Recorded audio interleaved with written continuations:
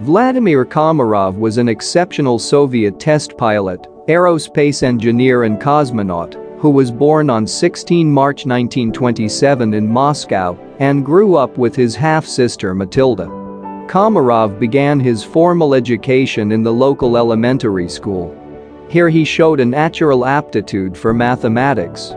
In 1941, Komarov left school because of World War II and the German invasion of the Soviet Union, and he became a laborer on a collective farm. He began to show interest in aeronautics from an early age, and he collected magazines and pictures about aviation, in addition to making model aircraft and his own propeller.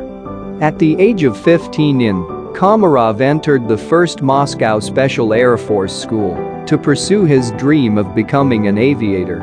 In 1946, Komarov completed his first year of training at the Chkalov Higher Air Force School in Borisoglavsk in Voronezh Oblast. He then completed his training at the A.K. Sarov Military Aviation College in Batsk.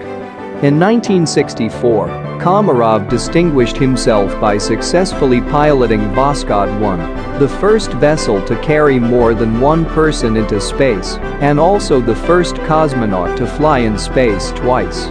There's no question that Komarov was tremendously well respected for his skill and talent. As the 50th anniversary of the Communist Revolution approached, the Soviet Union was determined to plan something special for 1967. And Komarov seemed to be the perfect man to carry it out. The mission was rather ambitious. 2 space capsules were to rendezvous in low Earth orbit and Komarov was to park one capsule next to the other. He would then spacewalk between the 2 crafts. From there, the story began to get murky.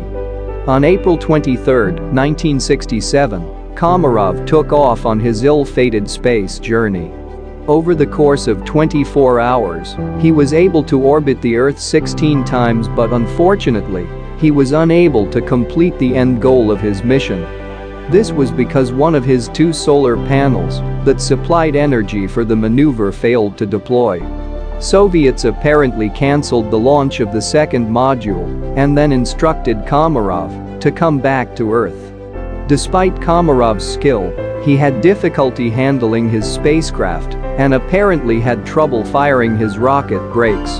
It took 2 more trips around the world before he was finally able to re-enter. Tragically, when he reached an altitude of 23,000 feet, his parachute failed to deploy. As it turned out, the lines of the chute had gotten tangled during Komarov's re-entry troubles. On April 24, 1967, Komarov plummeted to the ground and was killed in a devastating explosion, making him the first known man to die in spaceflight. His final moments are perhaps the most mythologized of all. According to the official transcript of Komarov's final moments from the Russian State Archive, one of the last things he said to colleagues on the ground was this: "I feel excellent."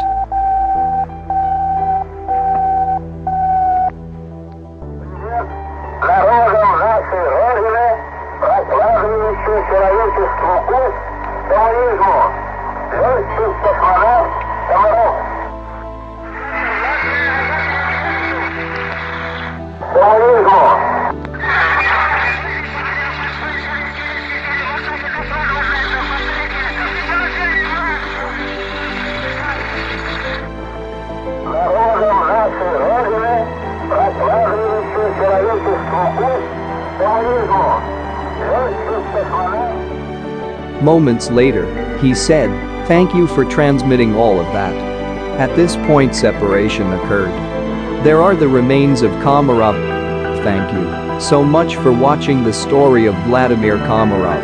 Hope you enjoyed it. I'm Molly Page. If you like what you saw, click the like button and subscribe to my channel for more great videos.